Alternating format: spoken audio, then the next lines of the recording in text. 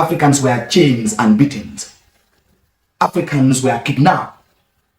Their culture was taken away from them. They were ripped naked from their language. They were taken to a place that is new to African people called America in 1492. When the African people were living in their homelands, in their provinces, when the African people were living happily with their families, they were free to try, they are free to trade with any person in Africa at that time. It was never called the Dark Continent. Human beings were never called human cattle. African people were farmers, were traders, were teachers, moving from one place to another, teaching people about a religion. The European came, they kidnapped our African people, strong men and women, they were taken to America. Some of them were taken to Brazil, some of them were taken to South Carolina, some of them were taken to Virginia to work as slaves in the plantations with horrible conditions. The stubborn ones, some of them their legs were cut off, their hands were cut off, some of them were hung to death. African people suffered in the hands of the European powers.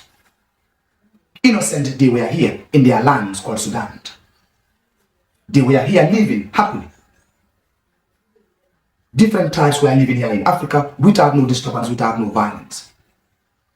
But the day that the white man set his foot here in African soil, Africa had never seen peace again.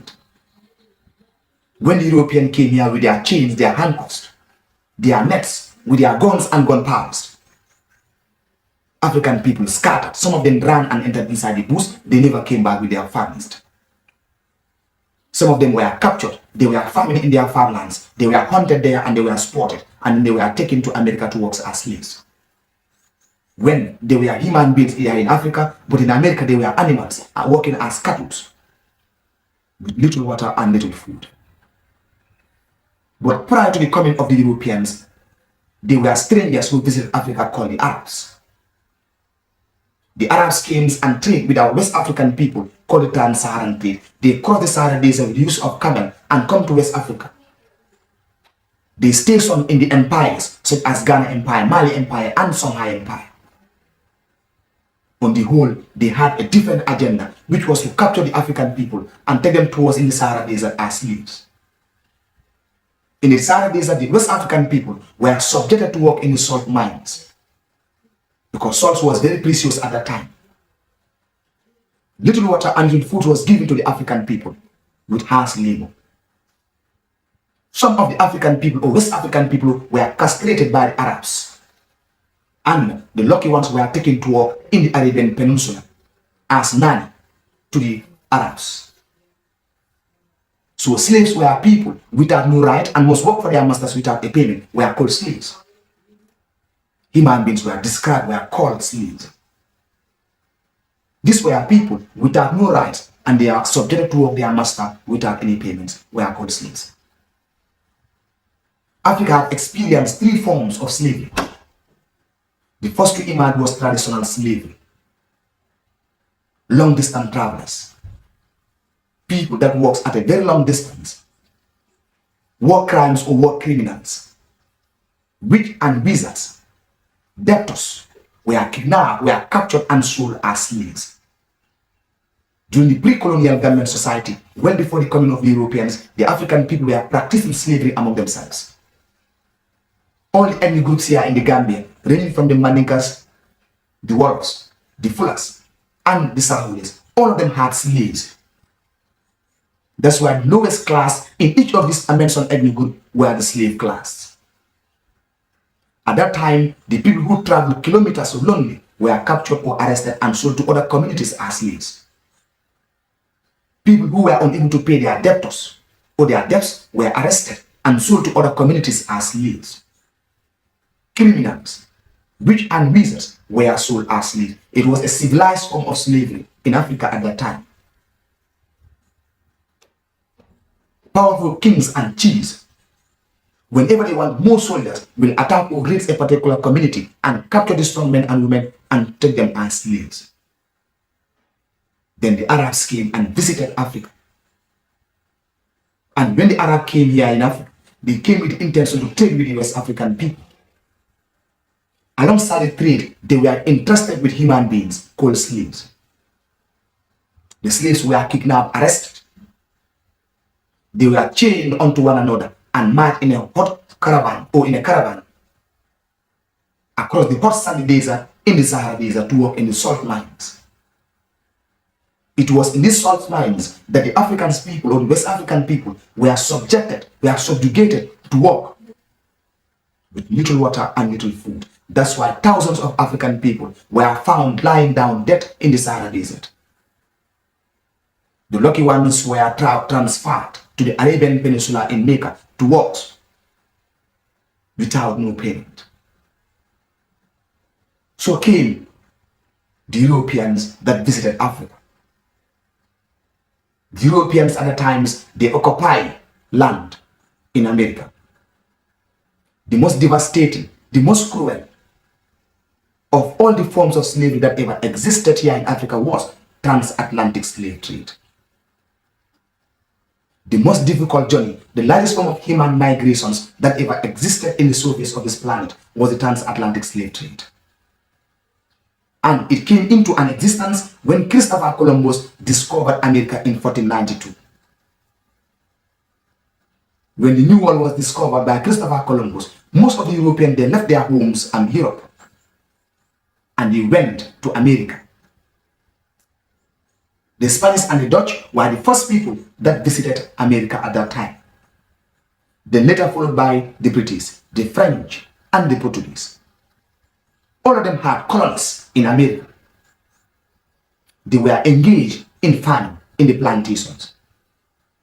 They had rich mines in the plantations. And it was in this plantation when the Europeans were growing crops such as cotton, tobacco, ginger, coffee in the plantations. But they realized the work in the plantation was huge and there was harsh climatic conditions in the plantation in America. They were unable to work in America. And the Indians or the Red Indians were the farmers of America. That's why when the Europeans went, they started to kidnap the Indians or the Red Indians to work in the plantation as slaves. But when they realized that the Indians or the Red Indians were not strong enough to carry out this war, they started to kidnap their fellow European people and ask them to work in the plantations. And most of them perished or died in this plantation because the work was difficult. The condition in America at the time was not favorable for people to work in there. So at this point in time already, the Europeans already visited Africa. The first European nation that visited Africa were called the Portuguese. Why the Portuguese? Because the Portuguese prince referred to as Prince Henry, the navigator, was very interested in navigation. He sent some of his people to go and explore, to know the other parts of the world. They were the first nation to invent a ship and a compass. Some of them came here in the Gambia such as Albisto Caranos, Mungu Park, British, Diego Gomez, Diego Khan, all of them came here in Africa, and of course some of them landed here in the Gambia. When the Portuguese were going back to Portugal, they took on some black people. And these black people were seen to be very strong and agile. They were working in Portugal. And these black people also were taken from Portugal to America to work. This was the time they realized that there is a particular human speed in Africa. Those people are strong. The Europeans started coming to the coast of Africa, trading with our African people. They started buying slaves from our kings and chiefs. But when they realized that there was high demand for slaves in America or in Europe or in the New World at that time, then they started coming with their slave equipment such as guns, such as nets, handcuffs. They brought all the slave equipment here in Africa and they started kidnapping slaves. They would raid or attack a particular village in Africa and kidnap the strong men and women. They were chained onto one another and they were asked to parade in the form of a caravan. Most of the African countries, they experienced slavery and slave trade. In Gambia, slave trade existed here, transatlantic slave trade.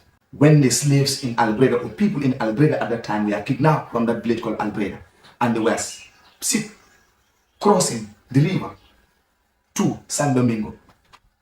the island which later came to call James Island. The slaves were allowed to settle there for weeks now to wait for the ship to arrive. And when the ship arrived, the slaves were now packed inside the ship in the form of a sardine and taken to Gore Island so that the ship can better locate the mouth of the river and then ply to America. Of course, in Senegal also they experienced.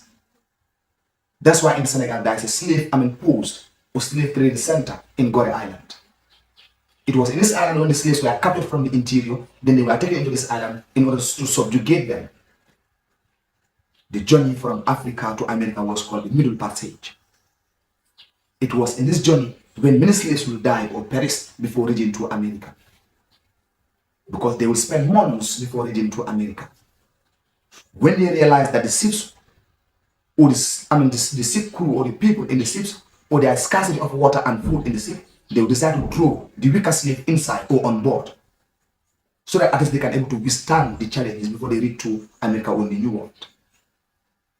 The slave masters will intend or will want to have intercourse, sexual intercourse with our African women before they reach to America so that at least they can be pregnant to increase the slave population and for them to maximize profit.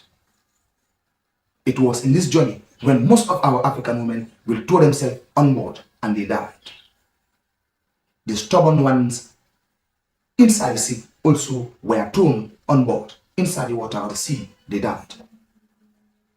So about 12 millions of black people were spotted or kidnapped here in Africa and they were taken to America to work in the plantation. Some were taken to Brazil, some were taken to South Carolina, some were taken to Virginia to work as slaves. And of course, because of the slavery, it totally declined the populations of Africa. Men and women, strongs who were capable to develop our continent, were kidnapped or spotted in their own homes and taken to work as slaves. And that was the reason why when the slave trade was abolished in 1807, some of the slaves were repatriated back to Africa. They stayed in a place called Freetown, Sierra Leone. The weaker one and the sick ones were brought here in the Gambia. And the slaves that were brought here in the Gambia, some of them stationed in Batos, in Bara, in Bakau, Lamen, and Joytown. They tend to emerge as an ethnic group of their own called the Akus or the Creoles. There are many impacts that slave trade had brought here in the Gambia. It leads to the loss of lives and properties. Many people were killed and many properties were destroyed. It totally declined the populations of the Gambia. Strong men and women who were living with their families were spotted and the population drastically declined. It leads to the establishment of slave trading posts in Algeria, in Makati Island. And of course in Senegal, Gore Island was established as a slave trading post. Most of the West African countries today, they have slave trading posts, slave trading centers. In Ghana, we have the Cape Coast. There's a slave trading center in Ghana. Now, slave trade also brought what they call hatred and mistrust among African leaders. The African leaders were kidnapped. Among the prominent slaves taken in the Gambia, it includes Kunta Kinte. Kunta was a Mandinka warrior at the time. Born in a village in the North Bank region of the Gambia called Jufre, his father was Amoro Kinte, and of course, a Mandinka warrior. Kunta and his fellow young people were circumcised at a younger age. But they realized that Kunta was among the strongest at that time. That's why in all their wrestling competitions, hardly his back touches the ground. And after the circumcision ceremony, Kunta went to the bush to look for a drums for her younger brother. This was the time when he was spotted or kidnapped from the bush. They ran after him for a long distance, then they threw a net. Finally, he was unable to withstand, then he was kidnapped. And then he was taken to the island called San Domingo at the time, when it was captured or seized by the British, then called James Island. It was his friend who ran and told his father Amoro Kinte that Kunta was kidnapped by the white people. Then the people of Alberta also, they were not tired. They used their small boats and then they attacked the British in Alberta, in James Island. But unfortunately, they were unable to take the people who were captured by the British and taken to James Island. Then Kunta was the strongest among all. That's why for him, he was chained in a well-confined area because he was very strong. And of course, when the ship arrived, Kunta was taken to America to work as slave. He made a several attempt to escape from the slave master. Then at some point he was arrested when he wanted to return to Africa. Then his leg was cut off. Kunta was captured and of course taken to San Domingo, which was then called James Island. And he was taken with a boat called Lord Lavant. And upon their arrivals in America, his name was changed from Kunta to Tubi, because most of the African slaves, their names were changed. Their African names were changed to the European names. So Kunta name was changed from Kunta Kinte to Tubi. And of course, he wanted to escape from the slave master. Then his leg was chopped off. Then he was unable to escape again. Then he got married to a slave wife, African slave wife called Fanta. And Fanta also name was changed to Belly at that time. They gave birth to a daughter referred to as Kizzy. And Kizzy was raised by a slave master called Tomlin. They give birth to a King George, and the lines continued until one of his grandsons of Kunta Kinte, who was lucky to visit the Gambia, was Alex Haley. He came in search of the origins of the ancestors, where his ancestors came from, and luckily for him, he was able to trace the original homelands of Kunta Kinte, and of course the homeland of his mother called Fanta, whose name was changed to Kizzy. Now, the reasons for the abolition or the suppression of the transatlantic slave trade. The reason why the transatlantic slave trade, which was sometimes referred to as triangular slave trade, because it was in a form of a three-stage. First, the Europeans will left their home Europe and come to Africa. Then in Africa, they will exchange their things with human being slaves. Then when they purchase or when they kidnap slaves, and the slaves were later taken to America or in the New World. Now the slaves who were taken to America or in the New World, after cultivating sugarcane, tobacco, and ginger, these raw materials were now later taken to America. That's why it was sometimes referred to as triangular slave trade. The reason why slavery and slave trade came to an end, there was less demand for slaves in America or in the New World due to the industrial revolutions.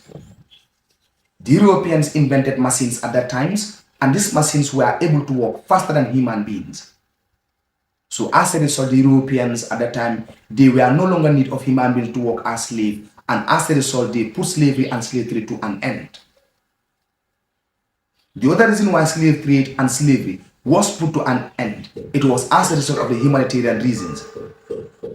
Humanitarians such as Granville Sharp, William Wilberforce, Thomas Clarkson, Abraham Lincoln, they played an important role to see slavery and slave trade to stop, because they consider slavery to be inhuman.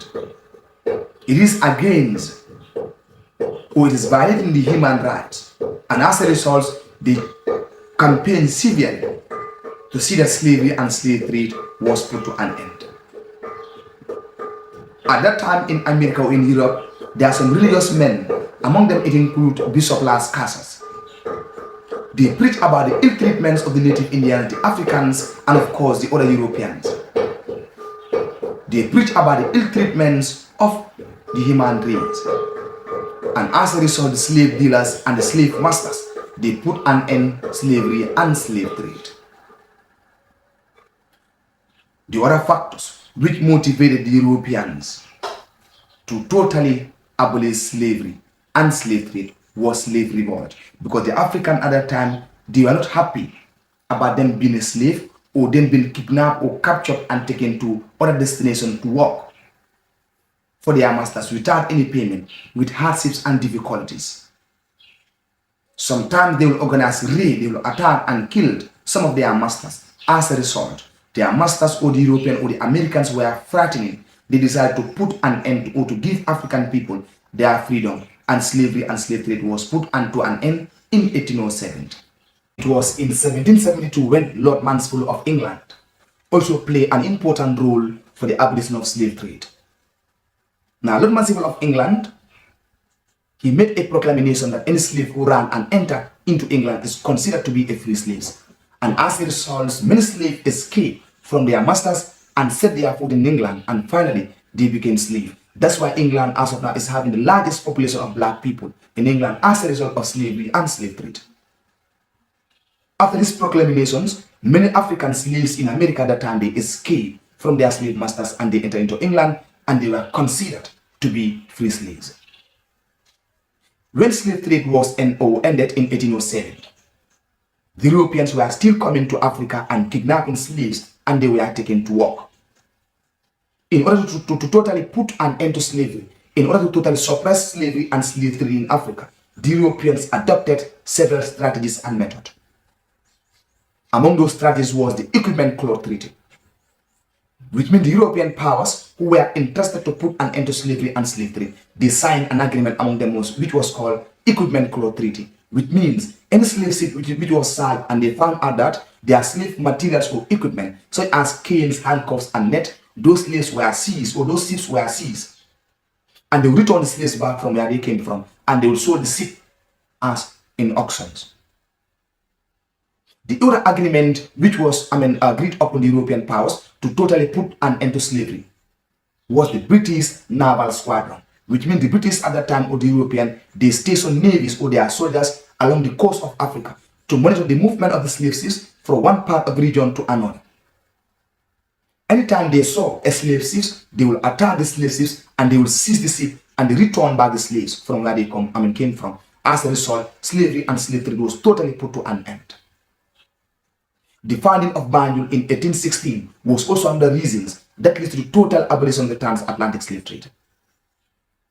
Banjul at that time was called Banjulo, which was later called Batos. It was named after a British governor called Sir Charles Batos, a British soldier called Batos. Now, Banjul was an island which was strategically located. It was founded to see the movement of the ship in the Atlantic Ocean. And as a result of the founding of Banjul, the British were able to station at Banjul and monitoring the movement of the ships from the interior to the other end of the river to totally put an end to slavery and slave trade. The building of Fort Blend in the North Bank region of the Gambia in 1826. In the other end of the river Gambia was the North Bank region. And in this North Bank region, there was a king at the time called Brunei Sonko, who ruled the entire North Bank region. And Brunei Sonko signed an agreement with the British, and a piece of land was given to the British called Shaded Mile. It was in this Shaded Mile where they built a fort, which was named after a British soldier called Charles Fort. And when a fort was built, when Fort Blend was built by the British in 1826, it was built purposely to put an end to slavery because it was just located at the mouth of the river Gambia. That's why when it was built, then the British decided to bring in their cannons and station it at the four corners of the fort to suppress the movement of the ship in the Atlantic Ocean. This was also one of the reasons for the abolition of the transatlantic slave trade.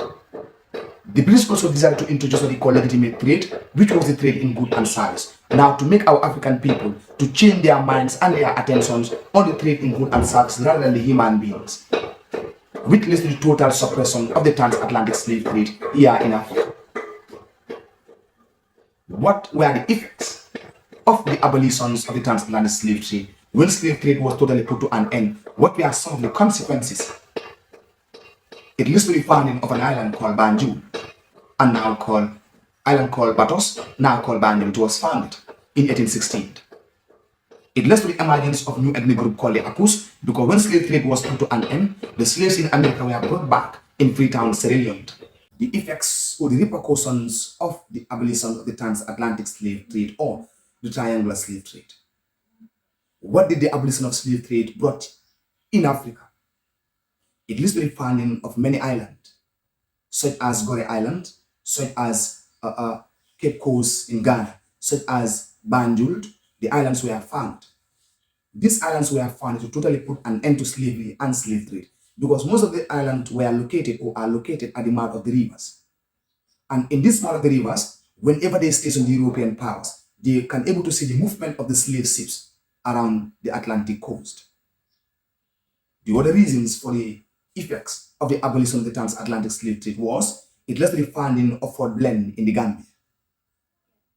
A piece of land was given to the British by Brunei Sonko in 1826, and a piece of land or a fort was built in that island called Fort Blend, which was named after a British soldier called Sir Charles Fort.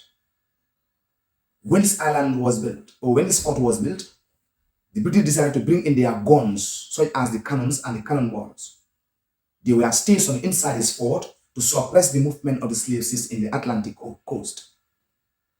Another effect of the abolition of the triangular slave trade was It led to the emergence of new ethnic group referred to as the Apus.